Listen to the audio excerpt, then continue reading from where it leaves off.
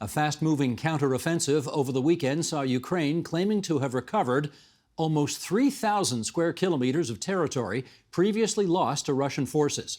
Does this signify a new phase of the conflict? And after 6 months of war and sanctions, how has the conflict reshaped Russia? Let's ask. In London, UK, Bill Browder, CEO of Hermitage Capital, head of the Global Magnitsky Justice Campaign, and author most recently of Freezing Order, a true story of money laundering, murder, and surviving Vladimir Putin's wrath. In Washington, D.C., Angela Stent, senior fellow at the Brookings Institution and author of Putin's World, Russia Against the West and With the Rest.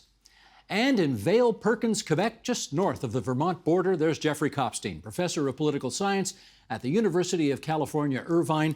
And it's great to have you three back on our program tonight, particularly at this most propitious time in what the New York Times is calling a new phase in the war. And I think we'll start with Sheldon. Why don't you bring the map up? And Angela, maybe you could take us through what you see on this map in terms of the developments that have transpired over the past several days, particularly in the eastern part of Ukraine. Go ahead. The floor is yours. Thank you very much. Delighted to be back on your show. So this was very dramatic in the last few days.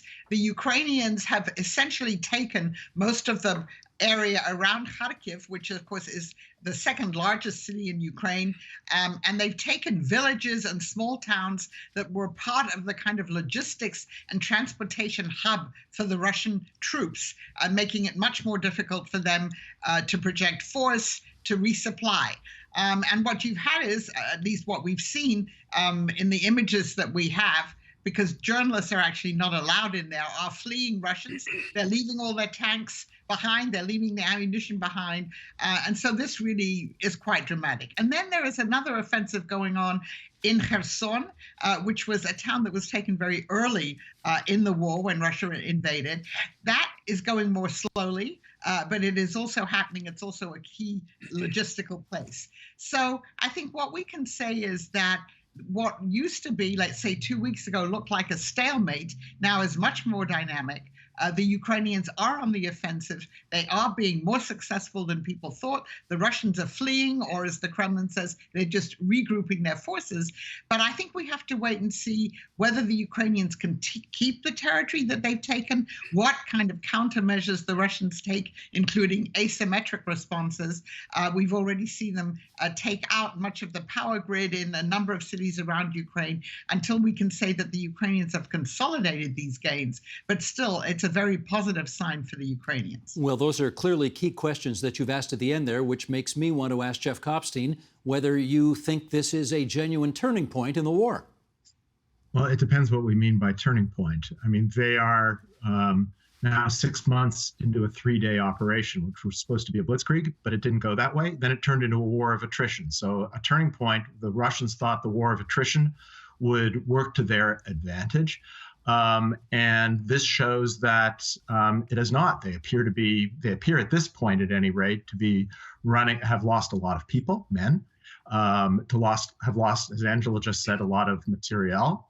And that's one turning point you could look at. There's yet another turning point, and that is, and Angela also alluded to it, there was a question, and the Ukrainians were under some pressure to do this. Could they actually perform an offensive? And the answer to that, at least preliminarily, appears to be yes. They've gained back some territory. Now, the mother of all turning points would be, is this somehow Putin's Waterloo? And we don't appear to be there yet. I mean, a Waterloo in the sense of Napoleon losing a decisive battle during the Napoleonic Wars, the analogy is apt because Napoleon got so much of his power on the basis of military victory. And Putin himself appeared to have this kind of strongman and undefeatable image. And if he continues to lose at this rate, it can't but hurt him at home. And anybody who's been watching the Russian versions of the agenda, which I've been doing, and I'm sure my co-guests have been doing as well, has seen that things have started to kind of break and change a little bit there in unexpected ways. People like talking heads like us are saying things that they haven't said in a while. Well, that takes me nicely to Bill Browder, and I want to tap into your knowledge of Russia by asking whether you think, I'm going to ask about a turning point, but in a different kind of way. Is this a turning point in terms of Putin's and/or the Kremlin's ability to spin this back home as an unadulterated success? Absolutely, it's turning point. Basically, as everyone else has mentioned, this was supposed to be a 3-day war, in which the Ukrainians were going to welcome Russian troops with open arms and hugs, and it's turned out to be a war where, if you believe the Ukrainian numbers, more than 50,000 Russian troops have been killed. Huge amount of equipment has been destroyed. And now all of a sudden, the Russian military is on the run. It's really been a total disaster, and it's really interesting.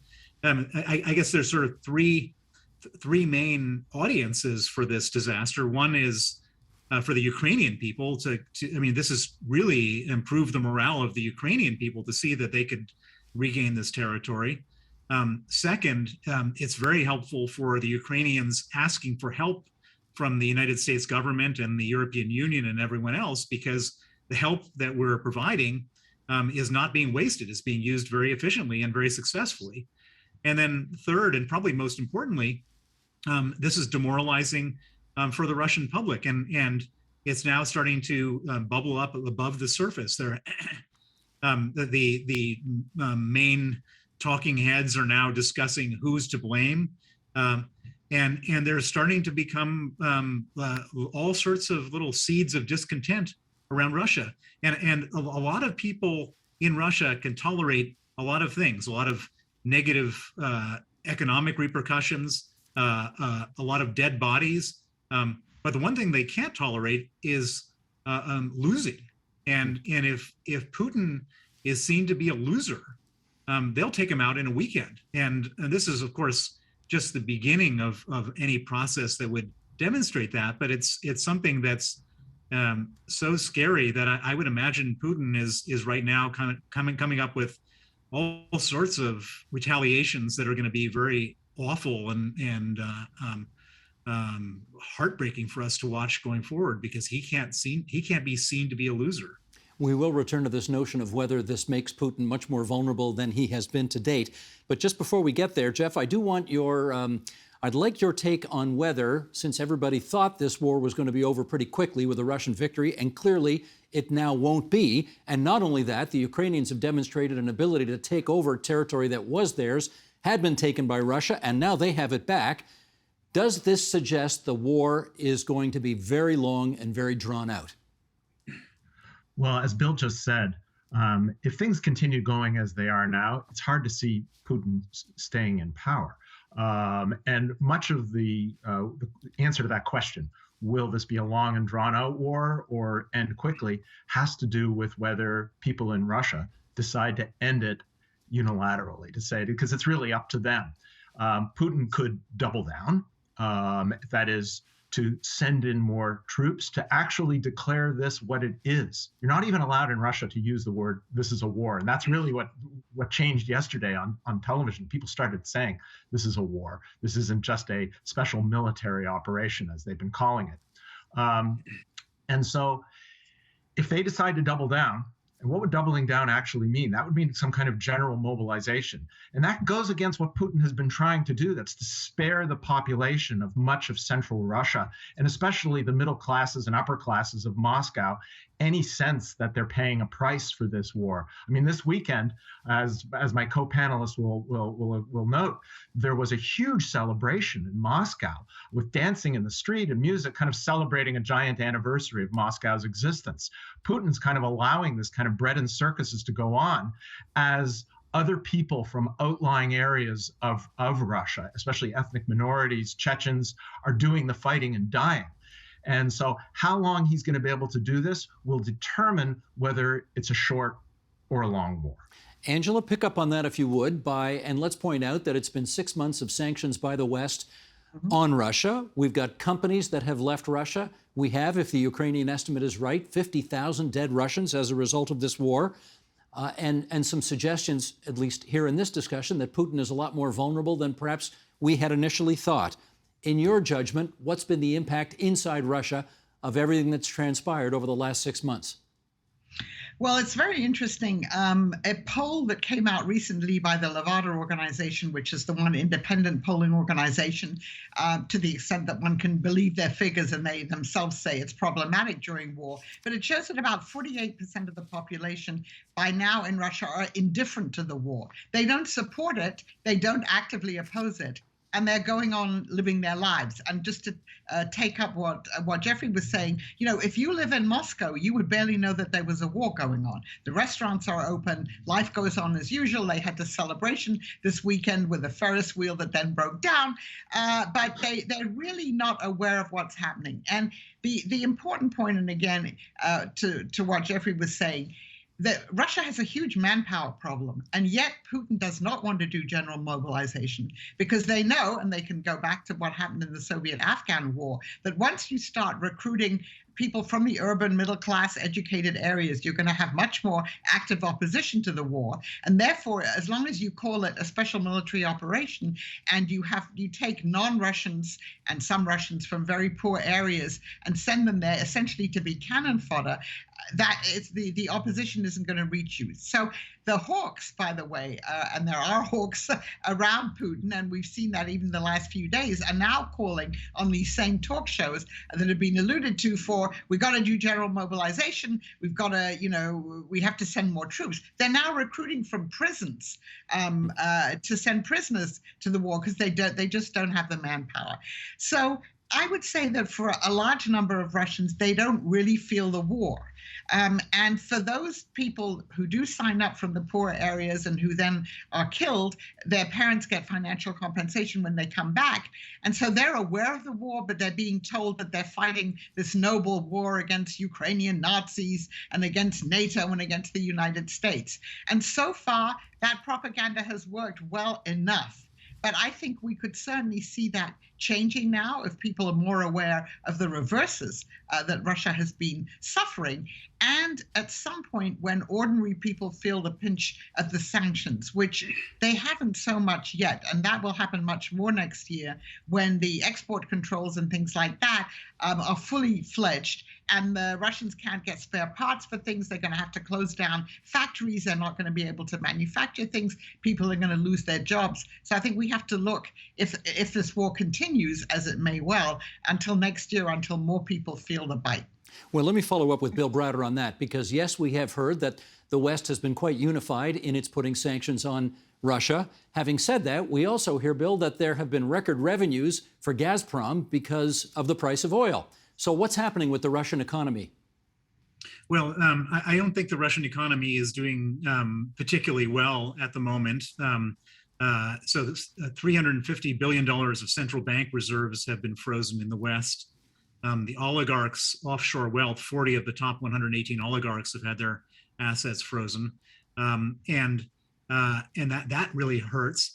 But as you mentioned, oil and gas sales have so far carried on going forward. But one huge development which took place last week is that even though we couldn't convince ourselves, and when I say ourselves, I mean the Europeans, to stop buying Russian gas, Vladimir Putin decided to take matters in his own hand and close the gas pipeline to Europe. So, we could never get our act together to stop sending them money for gas. And so, he's done it himself. He's self-sanctioned one of the most important sources of revenue for the Russian government budget. And that's huge and that's significant. And it looks to me like a bit of a moment of desperation. That's kind of his last major economic card. If cutting off the gas supply doesn't crumble the resolve of the European Union, then he's got nothing else to do. If Europe can make it through the winter and get to the spring and still not have bought Russian gas, then he's lost all his major economic leverage. And so I think Putin is really kind of he's showing how much everything is hurting him right now. And I think he's in a bit of a weak and desperate situation by the fact that he's taken such a dramatic step of cutting off the gas. Well, if I can quote Game of Thrones, Jeff, winter is coming. And that was a big if that Bill Browder just mentioned. Do you think Europe can get through the winter without Russian gas and stay united on the issue of this war? That's the $64,000 question, or $64 billion question, I suppose. I wanted to say one thing about this. One of the hopes with these sanctions, and Bill will know this very well, is the hope initially, or at least some people's impression, was that it would hurt the oligarchs and the oligarchs would turn against Putin. The problem with that thinking is that completely misunderstands the way the relationship between wealth and power in Russia. People are not powerful in Russia because they're rich. People are rich because of their proximity to power, right? This is a patrimonial regime. It is a regime run by and for Vladimir Putin and his cronies. And so I don't think the sanctions were really going to work that way. It's a bit of a waiting game, and there's one other element of this waiting game that I think it's important to throw in there. The Ukrainian economy itself is doing terribly, and they're going to need an awful lot of help. And I think the West is willing to step up with that help. That's why it was so important that, as Bill said, that the Ukrainians could actually pull off some kind of offensive, knowing that, so that people in the West might actually believe the money's being used for something useful. Whether the Europeans are able to survive a cutoff of gas, I think the Germans have been accumulating gas, and they're ready actually for winter at this point. The Russians continue to sell petroleum at an even increased rate to both China and India, and that through the back door, that petroleum enters the global markets. So I think things aren't as tight as people think they are, but we don't really know the answer to the question yet of how much leverage do the Russians have versus how much pent-up reserves do the Europeans have. All right, I want to follow up on the angle with Angela of the oligarchs, and to that end, the Financial Times wrote a piece called Russia's Melancholy Oligarchs. Let me read you a short snippet from that, Angela, and then get you to comment on it. Here we go, Sheldon. 6 months later, there is little sign that the sanctions have pressured the oligarchs into starting a, quote, palace coup against Putin. Instead, they have had a very different impact. Increasingly angry at Western governments, Russia's oligarchs are scrambling for ways to cling on to what remains of their wealth. Many of the oligarchs who once enjoyed spending time in the West are now resigned to returning to Russia. Those in Moscow have quietly accepted their diminished status in a country at war. Okay, how should we understand, Angela, the effect that the sanctions have had on the oligarchs? Well, again, to repeat what Jeff said, Pete, if anybody thought that by sanctioning the oligarchs, they were going to get together and say, we have to rid ourselves of this meddlesome priest, we have to get rid of Putin, totally misunderstands the way that power and wealth work in Russia. Now, a number of oligarchs, by the way, have left. And are now living permanently in Europe. Some of them, of course, did talk to the Financial Times. They were part of the interview there. Some of them in the United States, some elsewhere. But the ones that have remained have understood that they don't have a choice. There was an interview a couple of months ago with Alexander Lebedev, one of the major oligarchs, also a former KGB person, who said, we don't have a choice. This is our country, and we have to accept that this war is going on. And then, as you say, anger toward the West. And so the sanctions, to some extent, are counterproductive in as much as these oligarchs who enjoyed, the ones that are still in Russia and who enjoyed spending time in the West with their homes and their bank accounts and everything else, now are bitterly resentful that they cannot do that anymore. And they haven't exactly rallied around Putin, but what they've understood is that this is the way it is, that they own what they own because they are part of this circle, not inner circle, but at least a circle around Putin, and that they, they've supported the regime there. And so I think they're certainly not going to be the source of change in Russia. Really, only one prominent official from the Yeltsin era, and he was also played an important role in Putin's time too, Anatoly Chubais, the father of privatization. He's the only senior official, also a very wealthy man, who's left Russia. He's not speaking publicly about anything, but he quit. But the rest of them are all there, and they're just, resigned to their fate. Well, let me ask Bill that. I mean, the idea presumably was to put pressure on these oligarchs and in the hopes that they would turn on Putin. Maybe perversely, have these sanctions made them more dependent on Putin? Well, I agree with Jeff and Angela on the idea that there's no chance whatsoever that the oligarchs would have ever risen up against Putin. But that's not the only logic for sanctioning them. I think the main logic for sanctioning the oligarchs is that their money is effectively merged with Putin's money. Putin doesn't hold wealth in his own name. Putin holds wealth in the name of trustees and oligarch trustees. And so when the week after the war started, when all the governments jointly sanctioned Putin, it was a very satisfying moment. And I thought, at last, he's on a sanctions list. But I also understood, and I think the governments understood, that that was more of a symbolic step, because if you really want to touch his money and his resources, and his access to resources, you have to sanction the oligarchs. And so when we go after these oligarchs, we're effectively going after Putin's money. If you see an oligarch who's worth $20 billion, 10 billion of that belongs to Vladimir Putin.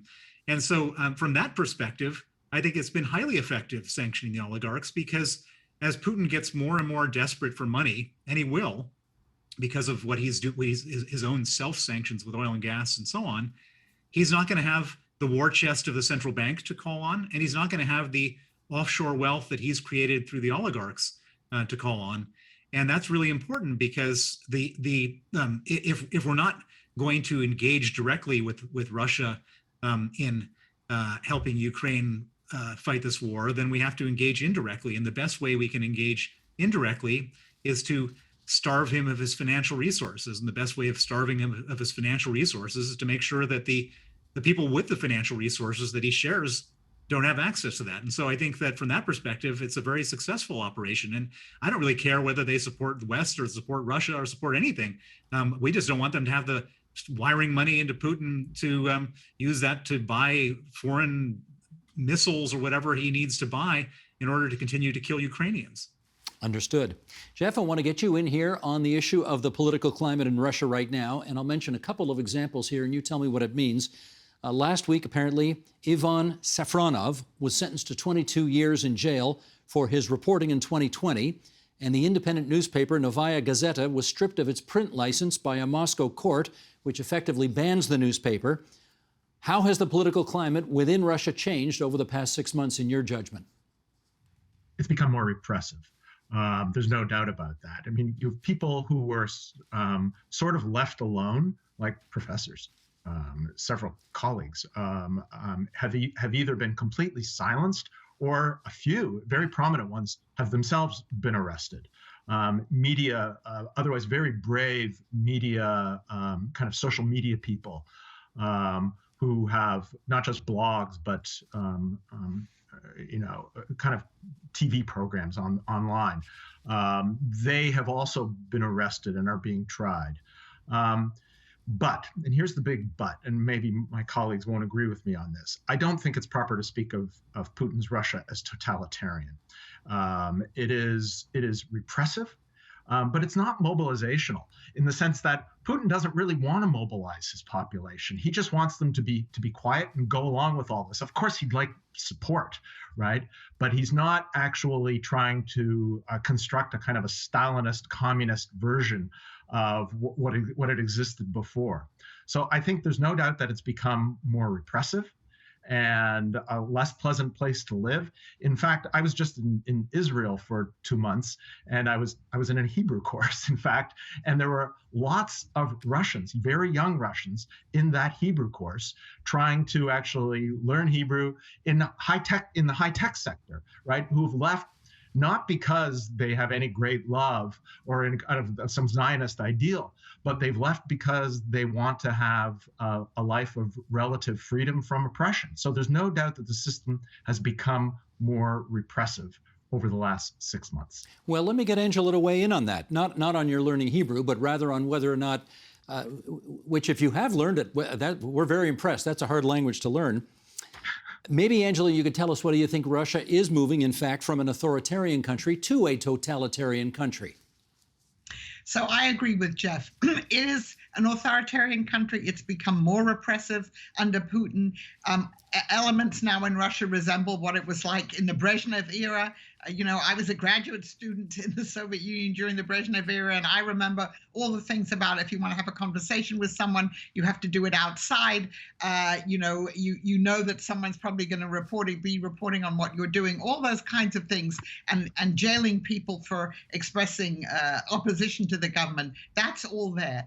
But it doesn't have an ideology. And as Jeff said, they're not trying to mobilize people. They're trying to do the opposite. They want everyone just to enjoy their Moscow life or wherever they live, go to cafes, have fun, and just forget what's happening. And the other major difference to the Soviet period is you can leave Russia.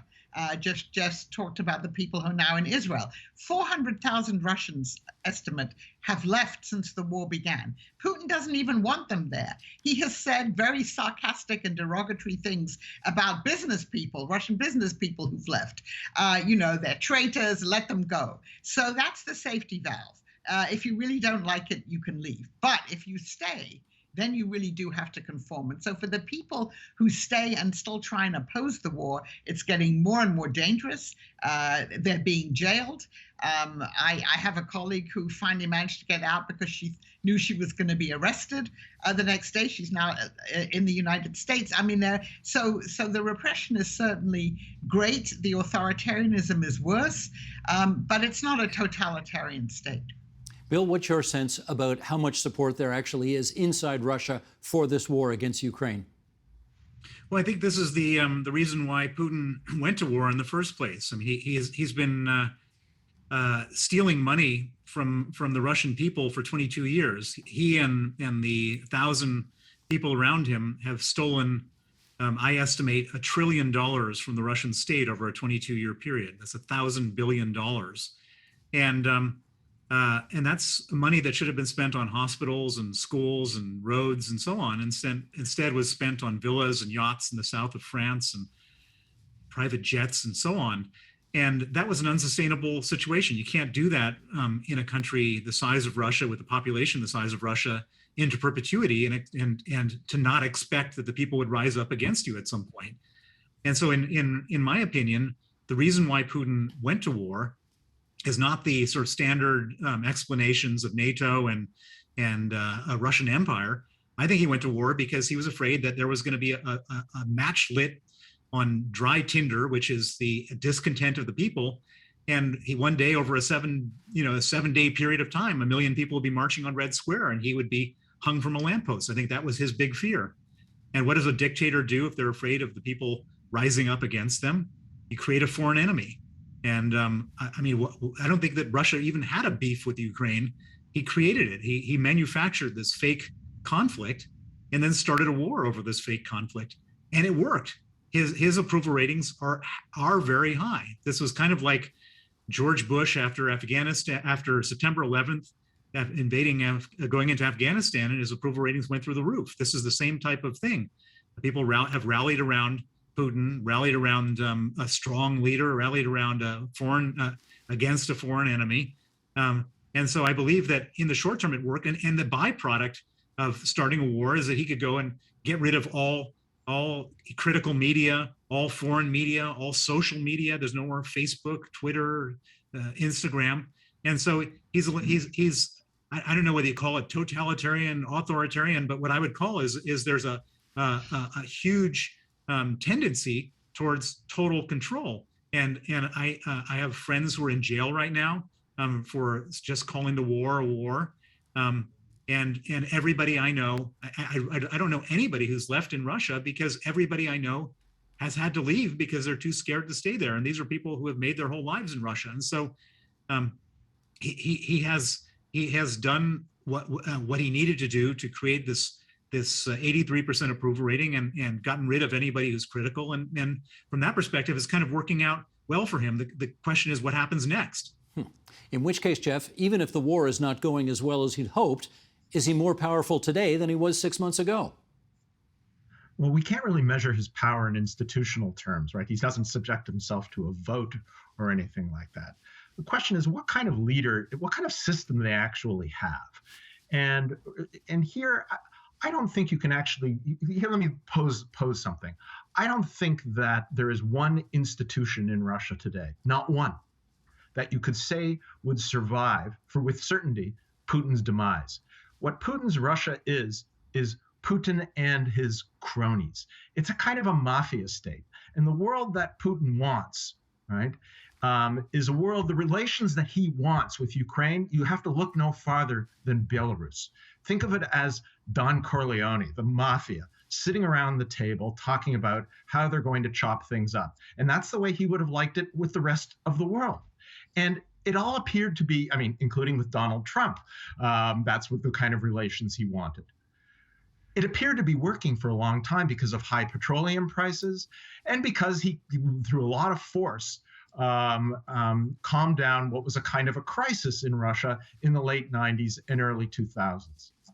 That will only work as long as he has the goodies to pass around and the repressive apparatus at hand. The minute those two conditions are no longer obtained, he'll fall from power. And so that's my answer to your question. Okay, I got a minute left for Angela to tell me, and that was a provocative expression, Jeffrey, a mafia state. Angela, do you sign on to that it's a mafia state, Russia today? Yes, it is largely a mafia state. I mean, the question is that for people like Putin, we can argue about what's more important, the power or the wealth, but the wealth has been a means to power and the power a means to wealth. It is. And that's why, you know, people who don't want to exacerbate things or escalate tensions with Russia should recognize what they're dealing with. And this is a state that runs by very different rules than we do. And it is, as Jeffrey said, a highly personalistic system. Institutions really don't count at all. And it's just, you know, one man surrounded by a group of other people that keep this going. I want to thank the three of you for coming on to TVO tonight and sharing your views so eloquently with us. Jeff Kopstein from the University of California, Irvine, Angela Stent from the Brookings Institution in Washington, D.C., her book, there it is in the background of the shot, or it was a second ago anyway. Putin's World, Russia Against the West and with the Rest. Bill Browder, CEO, Hermitage Capital from London, UK, Freezing Order, his latest submission on what's going on over there these days. Thank you so much, everybody. Thank you. The Agenda with Steve Paikin is made possible through generous philanthropic contributions from viewers like you. Thank you for supporting TVO's journalism.